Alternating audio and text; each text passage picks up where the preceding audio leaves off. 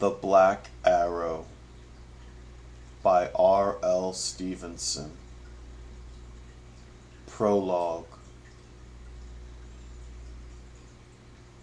On a certain afternoon, in the late springtime, the bell upon Tunstall Moat House was heard ringing at an unaccustomed hour. Far and near in the forest and in the fields along the river, people began to desert their labors and hurry towards the sound. And in Tunstall hamlet, a group of poor country folk stood wondering at the summons. Tunstall hamlet at that period, in the reign of old King Henry VI, wore much the same appearance as it wears today. A score or so of houses, heavily framed with oak, stood scattered in a long green valley ascending from the river. At the foot, the road crossed a bridge, and mounting on the other side, disappeared into the fringes of the forest on its way to the Moat House. And further forth to Holywood Abbey. Halfway up the village, the church stood among yews. On every side the slopes were crowned, and the view bounded by the green elms and greening oak trees of the forest. Hard by the bridge, there was a stone cross upon a knoll, and here the group had collected, half a dozen women and one tall fellow in a russet smock, discussing what the bell betided. An express had gone through the hamlet half an hour before, and drunk a pot of ale in the saddle, not daring to dismount for the hurry of his errand, but he had been ignorant himself of what was forward, and only bore sealed letters from Sir Daniel Brackley to Sir Oliver Oates, the parson who kept the Moat House in the master's absence. But now there was the noise of a horse, and soon out of the edge of the wood and over the echoing bridge, there rode up young Master Richard Shelton, Sir Daniel's ward.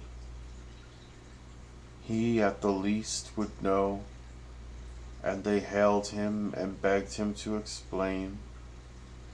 He drew bridle willingly enough. A young fellow not yet 18, sun-browned and gray-eyed, in a jacket of deer's leather, with a black velvet collar, a green hood upon his head, and a steel crossbow at his back. The express, it appeared, had brought great news. A battle was impending. Sir Daniel had sent for every man that could draw a bow, or carry a bill to go post-haste to Ketley, under pain of his severe displeasure, but for whom they were to fight, or of where the battle was expected. Dick knew nothing. Sir Oliver would come shortly himself, and Bennet Hatch was arming at that moment, for he it was who should lead the party. It is the ruin of this kind land, a woman said. If the barons live at war, ploughfolk must eat roots. Nay, said Dick, every man that follows shall have 6 pence a day, and archers 12. If they live, returned the woman, that may very well be, but how if they die, my master? They cannot better die than for their natural lord, said Dick. No natural lord of mine, said the man in the smock.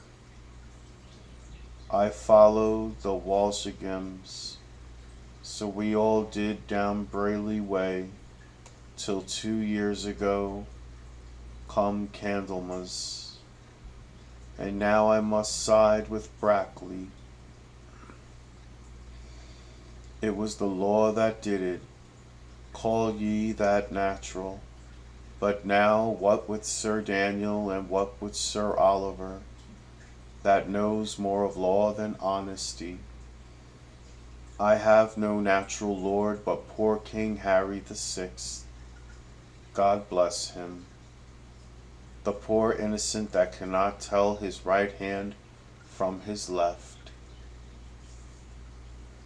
Ye speak with an ill tongue, friend, answered Dick, to miscall your good master and my lord the king in the same libel. But King Harry, praised be the saints, has come again into his right mind, and will have all things peaceably ordained.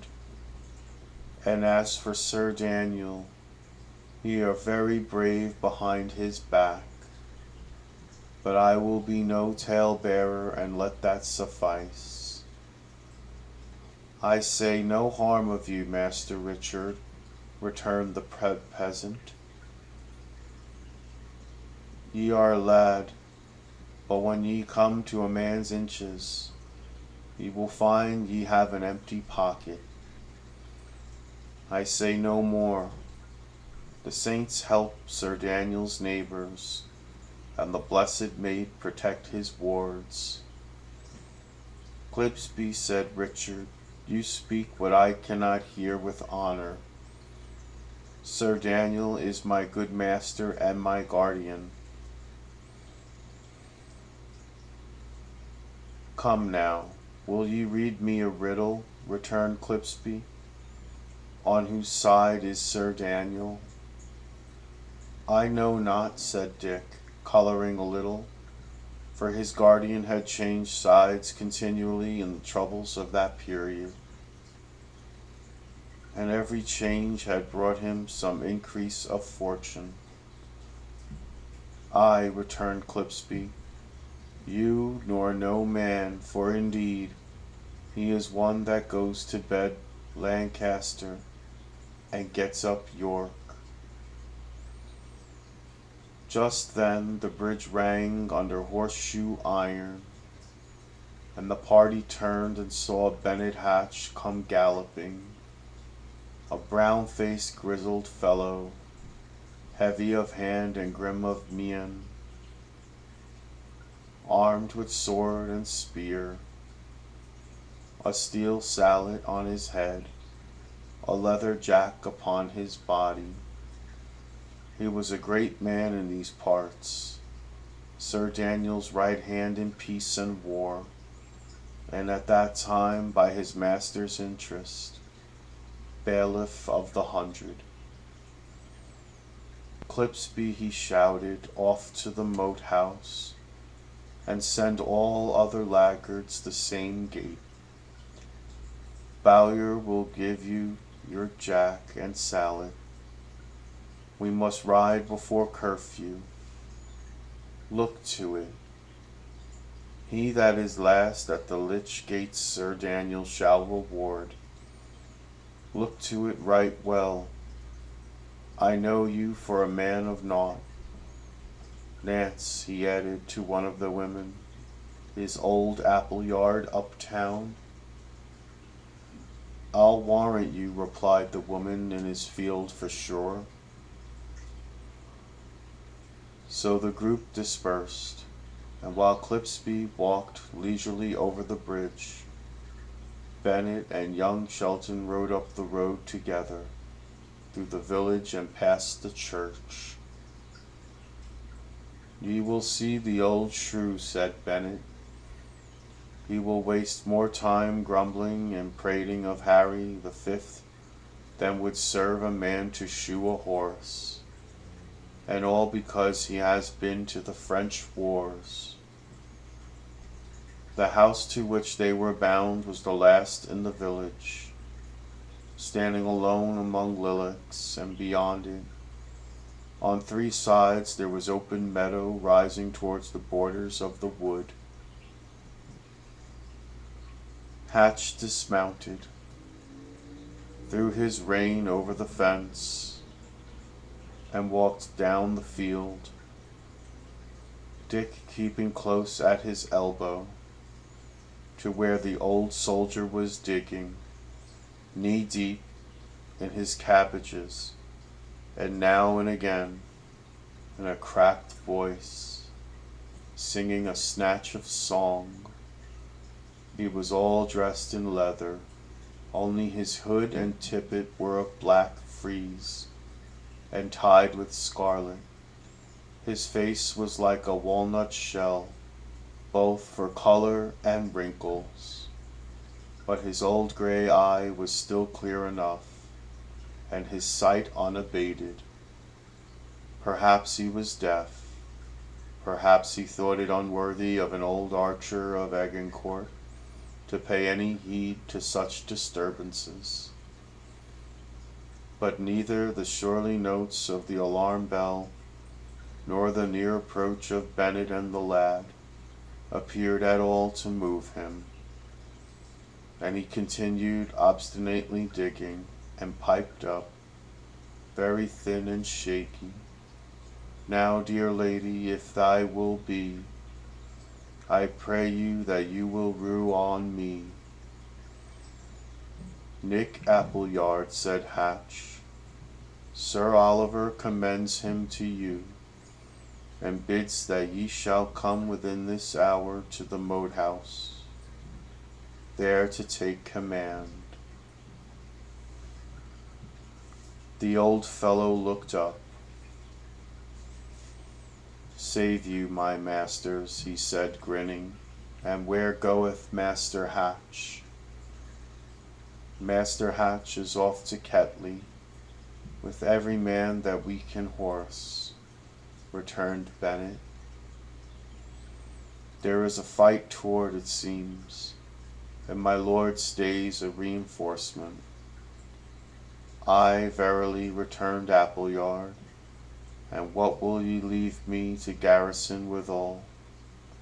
"I leave you 6 good men, and Sir Oliver to boot," answered Hatch. "It'll not hold the place," said Appleyard. "The number sufficeth not. It would take 20 to make it good." "Why, it's for that we came to you, old shrew," replied the other. "Who else is there but you that could do aught in such a house with such a garrison?" "Ay, when the pinch comes ye remember the old shoe," returned Nick. "There is not a man of you can back a horse or hold a bill.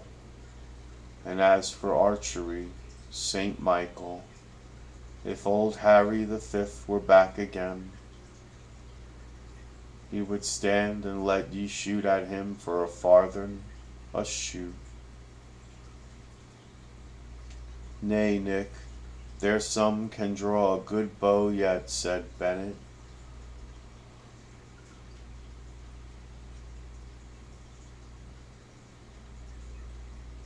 "Draw a good bow," cried Appleyard. "Yes, but who will shoot me a good shot? And who will shoot me a good shoot? It's there the eye comes in, and the head between your shoulders. Now, what might you call a long shoot, Bennet Hatch?" "Well," said Bennet, looking about him, "it would be a long shoot from here into the forest." "Ay, it would be a longish shoot," said the old fellow, turning to look over his shoulder, and then he put up his hand over his eyes and stood staring. "Why, what are you looking at?" asked Bennet with a chuckle. "Do you see Harry the Fifth?" The veteran continued looking up the hill in silence. The sun shone broadly over the shelving meadows. A A few white sheep wandered browsing. All was still but the distant jangle of the bell. "What is it, Appleyard?" asked Dick. "Why, the birds," said Appleyard. And sure enough, over the top of the forest, where it ran down in a tongue among the meadows, and ended in a pair of goodly green elms, about a bow shot from the field where they were standing, a flight of birds was skimming to and fro in evident disorder. "What of the birds?" said Bennet. "Ay," returned Appleyard, "ye are a wise man to go to war, Master Bennet. Birds are a good sentry. In forest places they be the first line of battle. Look you, now, if we lay here in camp, there might be archers skulking down to get the wind of us, and here would you be none the wiser." "Why, old shrew," said Hatch, "there be no men nearer us than Sir Daniel's. At Kettle ye are as safe as in London Tower, and ye raise scares upon a man, and scars upon a man for a few chaffinches and sparrows." "Hear him," grinned Appleyard. "How many a rogue would give his 2 crop ears to have a shoot at either of us. Saint Michael, man, they hate us like 2 polecats." "Well, sooth it is, they hate Sir Daniel," answered Hatch, a little sobered. "Ay, they hate Sir Daniel, and they hate every man that serves with him," said Appleyard. "And in the first order of Hatch, and in the first order of hating, they hate Bennet Hatch, and old Nicholas the bowman. See ye here, if there was a stout fellow yonder in the wood edge, and you and I stood fair for him, as by St. George we stand, which think ye would he choose?"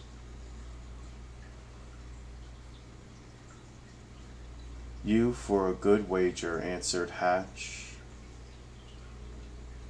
"My surcoat to a leather belt. It would be you," cried the old archer. "Ye burned Grimstone, Bennet. They'll never forgive you that, my master. And as for me, I'll soon be in a good place, God grant, and out of bowshoot, ay, and cannon shoot.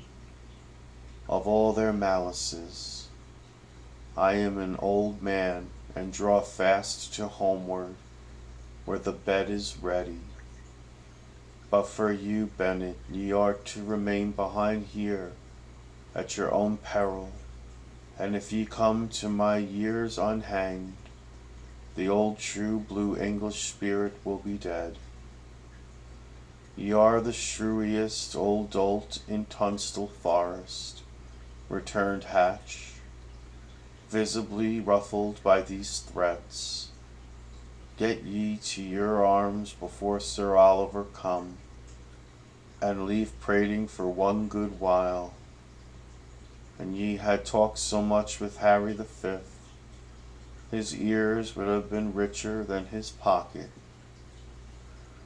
An arrow sang in the air, like a huge hornet. It struck old Appleyard between the shoulder blades, and pierced him clean through, and he fell forward on his face among the cabbages.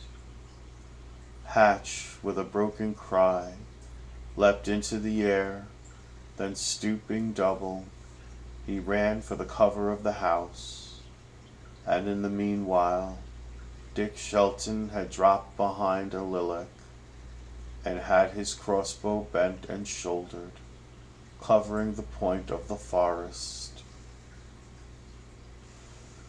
Not a leaf stirred. The sheep were patiently browsing, the birds had settled, but there lay the old man, with a cloth-yard arrow standing in his back, and there were Hatch holding to the gable, and Dick crouching and ready behind the lilac bush. "Did ye see aught?" cried Hatch.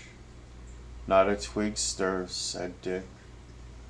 "I think shame to leave him lying," said Bennet, coming forward once more with hesitating steps and a very pale countenance. "Keep a good eye on the wood, Master Shelton. Keep a clear eye on the wood. The saints assoil us. Here was a good shoot." Bennet raised the old archer on his knee.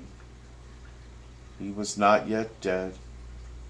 His face worked, and his eyes shut and opened like machinery, and he had a most horrible ugly look of one in pain. "Can ye hear, old Nick?" asked Hatch. "Have ye a last wish before ye wend, old brother? "Pluck out the shaft and let me pass a Mary's name," gasped Appleyard. "I be done with old England, pluck it out." "Master Dick," said Bennet, "come hither, and pull me a good pull upon the arrow." He would fain pass, the poor sinner. Dick laid down his crossbow, and pulling hard upon the arrow, drew it forth. A gush of blood followed. The old archer scrambled half upon his feet, called once upon the name of God, and then fell dead. Hatch, upon his knees among the cabbages, prayed fervently for the welfare of the passing spirit, but even as he prayed, it was plain that his mind was still divided, and he kept ever an eye upon the corner of the wood from which the shot had come. When he had done, he got to his feet again, drew off one of his mailed gauntlets, and wiped his pale face, which was all wet with terror. "Aye," he said, "it'll be my turn next." "Who hath done this, Bennet?" Richard asked, still holding the arrow in his hand. "Nay, the saints know," said Hatch. "Here are a good 2 Christian souls that we have hunted out of house, and holding, he and I. He has paid his shot, poor shrew, nor will it be long, mayhap, ere I pay mine. Sir Daniel driveth over hard." "This is a strange shaft," said the lad, looking at the arrow in his hand. "Aye, by my faith," cried Bennet. "Black and black feathered. Here is an ill-favoured shaft, by my sooth, for black, they say, bodes burial. And here be words written. Wipe the blood away. What read ye? Appleyard fro John amend all," read Shelton. "What should this betoken?" "Nay, I like it not," returned the retainer, shaking his head. "John amend all. Here is a rogue's name for those that be up in the world. But why stand we here to make a mark? Take him by the knees, good Master Shelton, while I lift him by the shoulders, and let us lay him in his house. This will be a rare shog to poor Sir Oliver. He will turn paper color. He will pray like a windmill." They took up the old archer, and carried him between them into his house, where he had dwelt alone, and there they laid him on the floor, out of regard for the mattress, and sought as best they might to straighten and compose his limbs. Appleyard's house was clean and bare. There was a bed with a blue cover, a cupboard, a great chest, a pair of joint stools, a hinged table in the chimney corner, and hung upon the wall the old soldier's armory of bows and defensive armor. Hatch began to look about him curiously.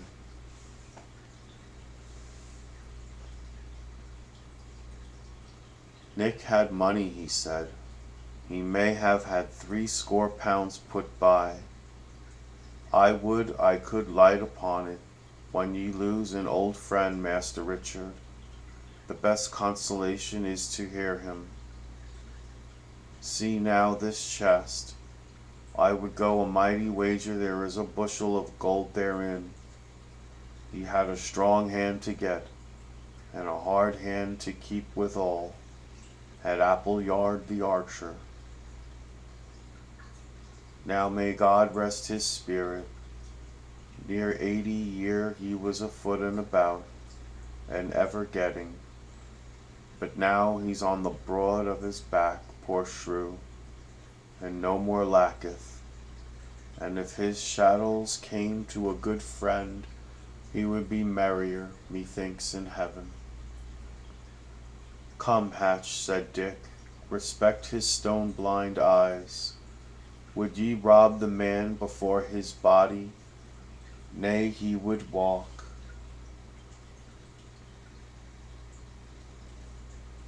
Hatch made several signs of the cross, but by this time his natural complexion had returned, and he was not easily to be dashed from any purpose. It would have gone hard with the chest had not the gate sounded, and presently after the door of the house opened and admitted a tall, portly, ruddy, black-eyed man of near 50, in a surplice and black robe. Appleyard, the newcomer was saying, as he entered, but he stopped dead. Ave Maria, he cried.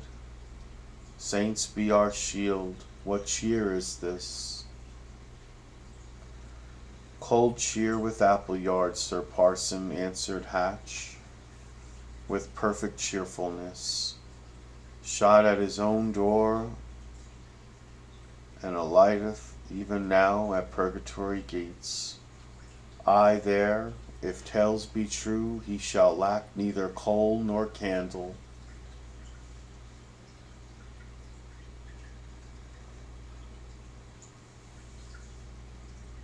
Sir Oliver groped his way to a joint stool, and sat down upon it, sick and white. This is a judgment, oh, a great stroke. He sobbed and rattled off a leash of prayers. Hatch meanwhile reverently doffed his sallet and knelt down. Ay, Bennet, said the priest, somewhat recovering, and what may this be? What enemy hath done this? Here, Sir Oliver, is the arrow.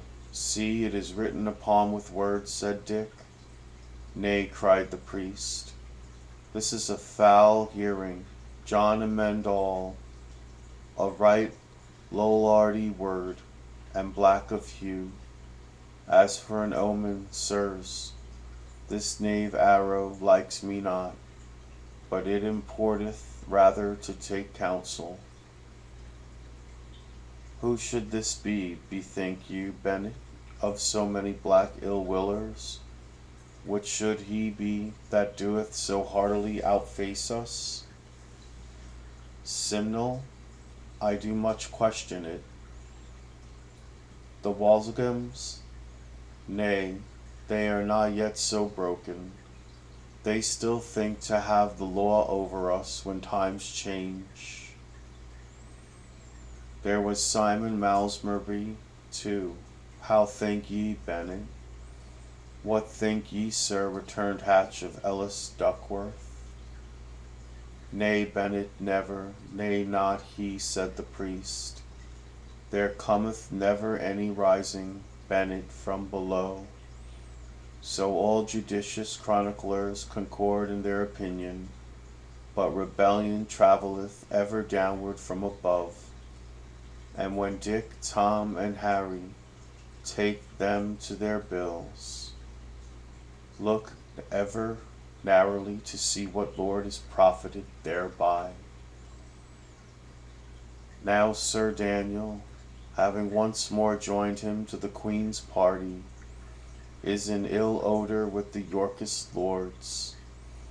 Thence Bennet comes the blow, by what procuring I yet seek. But therein lies the nerve of this discomfiture. "And please you, Sir Oliver," said Bennet, "the axles are so hot in this country, that I have long been smelling fire." So did this poor sinner Appleyard. "And by your leave, men's spirits are so foully inclined to all of us, that it needs neither York nor Lancaster to spur them on. Hear my plain thoughts, you that are a clerk, and Sir Daniel, that sails on any wind. Ye have taken many men's goods, and beaten and hanged not a few. Ye are called to count for this. In the end, I won't not know how, ye have ever the uppermost at law, and ye think all patched.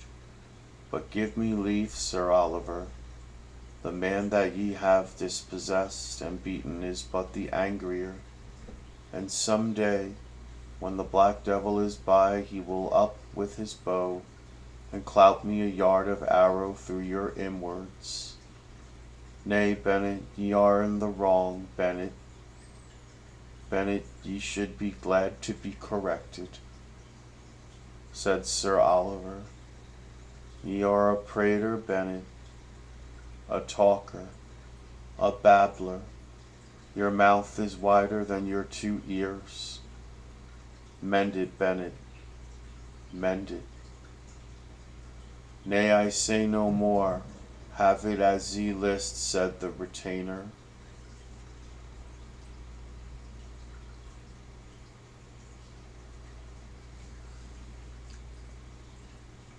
The priest now rose from the stool, and from the writing case that hung about his neck took forth wax and a taper, and a flint and steel, and with these he sealed up the chest and the cupboard with Sir Daniel's arms, Hatch looking on disconsolate, and then the whole party proceeded, somewhat timorously, to sally from the house and get to horse. "'Tis time we were on the road, Sir Oliver," said Hatch, as he held the priest's stirrup while he mounted. "Ay, but Bennet, things are changed," returned the parson. "There is now no Appleyard, rest his soul, to keep the garrison. I shall keep you, Bennet. I must have a good man to rest me on in this day of black arrows. The arrow that flieth by day, saith the Evangel. I have no mind of the context. Nay, I am a sluggard priest. I am too deep in men's affairs. Well, let us ride forth, Master Hatch. The jackman should be at the church by now."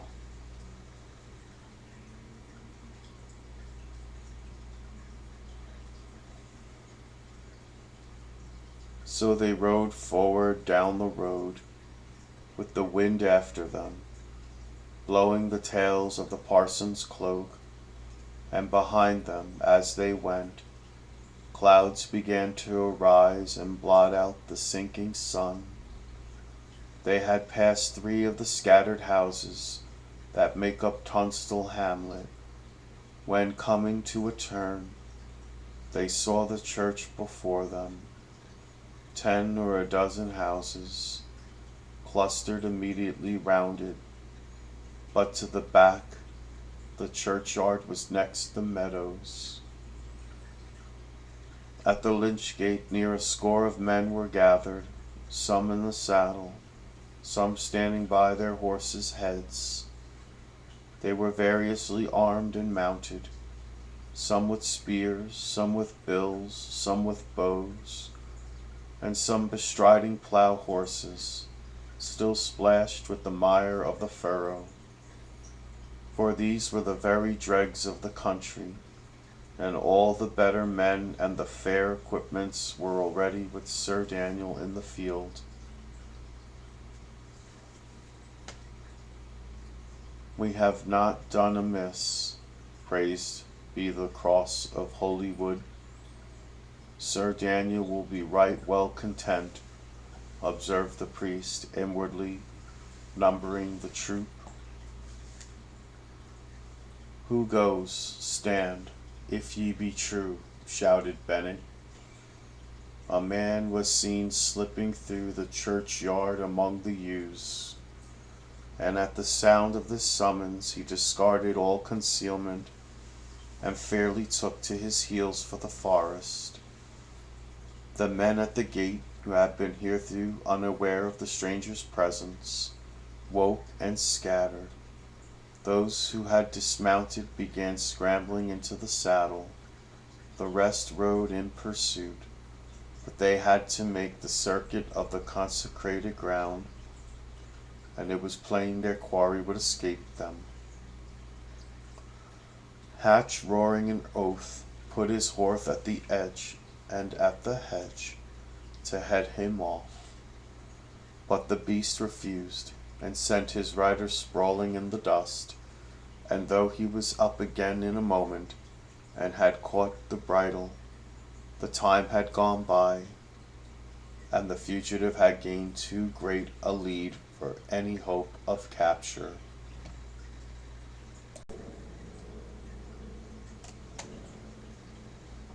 The wisest of all had been Dick Shelton. Instead of starting in a vain pursuit, he had whipped his crossbow from his back, bent it, and set a quarrel to the string, and now, when the others had desisted, he turned to Bennet and asked if he should shoot.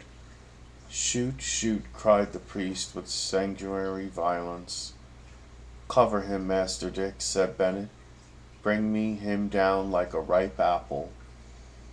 The fugitive was now within but a few leaps of safety, but this last part of the meadow ran very steeply uphill, and the man ran slower in proportion. What with the greyness of the falling night and the uneven movements of the runner, it was no easy aim, and as Dick levelled his bow he felt a kind of pity, and a half desire that he might miss the quarrel sped.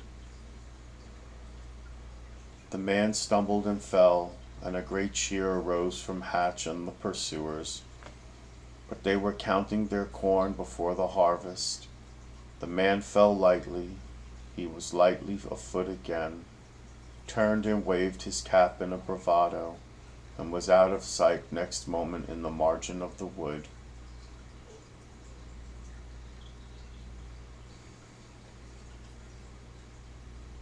"And the plague go with him," cried Bennet.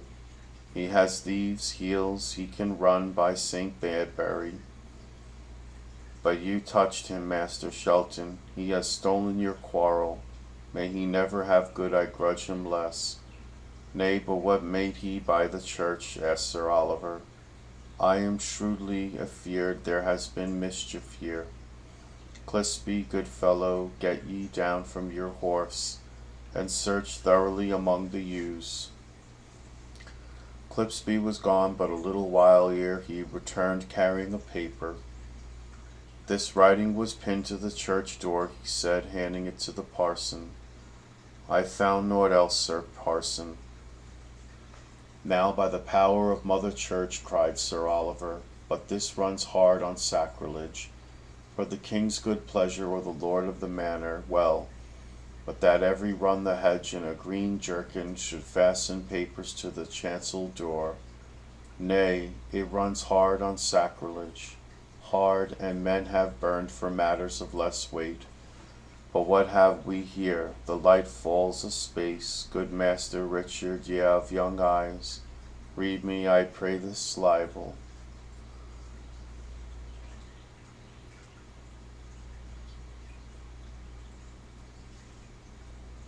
Dick Shelton took the paper in his hand and read it aloud. It contained some lines of very rugged doggerel, hardly even rhyming, written in a gross character, and most uncloudly spelt. But the spelling somewhat bettered, this is how they ran. I had 4 black arrows under my belt, 4 for the griefs that I have felt, 4 for the number of ill men that have oppressed me now and then. 1 is gone, 1 is Will Sped, old Appleyard is dead. 1 is for Master Bennet Hatch that burned Grimstone walls and thatch. 1 for Sir Oliver Yoates that cut Sir Harry Shelton's throat. Sir Daniel, ye shall have the 4th, we shall think it fair sport. Ye shall each have your own part, a black arrow and each black heart. Get ye to your knees for to pray, ye and dead thieves by yea and nay. John amend all of the green wood and his jolly fellowship. Item, we have no arrows, and good ye hempen cord for others of your following. Now, well a day for charity and the Christian graces, cried Sir Oliver lamentably. Sirs, this is an ill world, and groweth daily worse. I will swear upon the cross of Holywood, I am as innocent of that good knight's hurt, whether in act or purpose, as the babe unchristened. Neither was his throat cut, for therein they are again in error, as there still lived credible witnesses to show. It's boots not, Sir Parson, said Bennet, here is unseasonable talk. Nay, Master Bennet, not so. Keep ye in your due place, good Bennet, answered the priest. I shall make mine innocence appear. I will upon no consideration lose my poor life in error. I take all men to witness that I am clear of this matter. I was not even in the moat house. I was sent of an errand before 9 upon the clock. Sir Oliver, said Hatch, interrupting, since it please you not to stop this sermon, I will take other means. Jeff, sound to horse. And while the tucket was sounding, Bennet moved close to the bewildered parson and whispered violently in his ear. Dick Shelton saw the priest's eye turned upon him for an instant in a startled glance. He had some cause for thought, for this Sir Harry Shelton was his own natural father, but he said never a word and kept his countenance unmoved. Hatch and Sir Oliver discussed together for a while their altered situation. 10 men, it was decided between them, should be reserved not only to garrison the moat house, but to escort the priest across the wood. In the meantime, as Bennet was to remain behind, the command of the reinforcement was given to Master Shelton. Indeed, there was no choice. The men were loutish fellows, dull and unskilled in war, while Dick was not only popular, but resolute and grave beyond his age.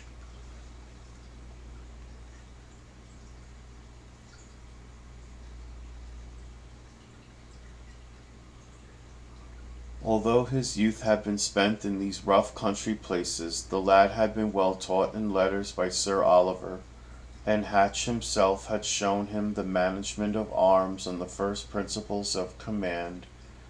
Bennet had always been kind and helpful.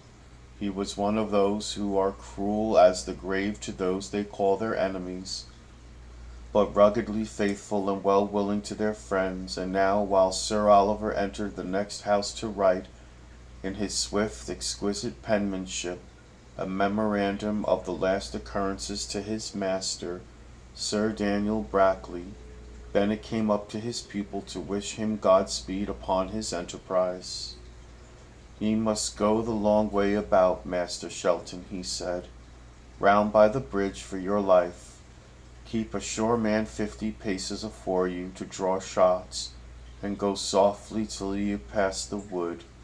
If the rogues fall upon you, ride for it. Ye will do naught by standing. and keep ever forward, Master Shelton. Turn me not back again, and ye love your life. There is no help in Tunstall, mind ye that. And now, since ye go to the great wars about the king, and I continue to dwell here in extreme jeopardy of my life, and the saints alone can certify if we shall meet again below, I give you my last counsels now at your writing. Keep an eye on Sir Daniel, he is unsure. Put not your trust in the Jack priest. He intendeth not amiss, but doeth the will of others. It is a handgun for Sir Daniel. Get your good lordship where ye go, make you strong friends. Look to it, and think ever uponster while on Bennet Hatch. There are worse rogues afoot than Bennet, so God speed.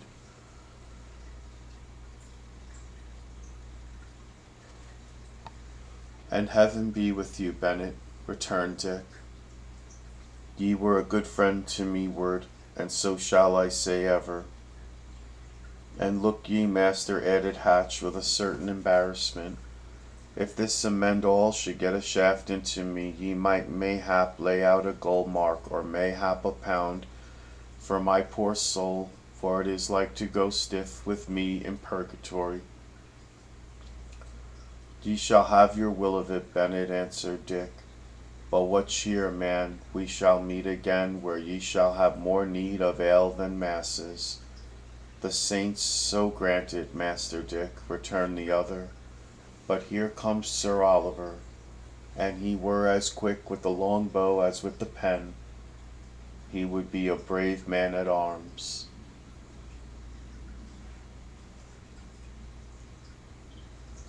Sir Oliver gave Dick a sealed packet with this subscription and the superscription: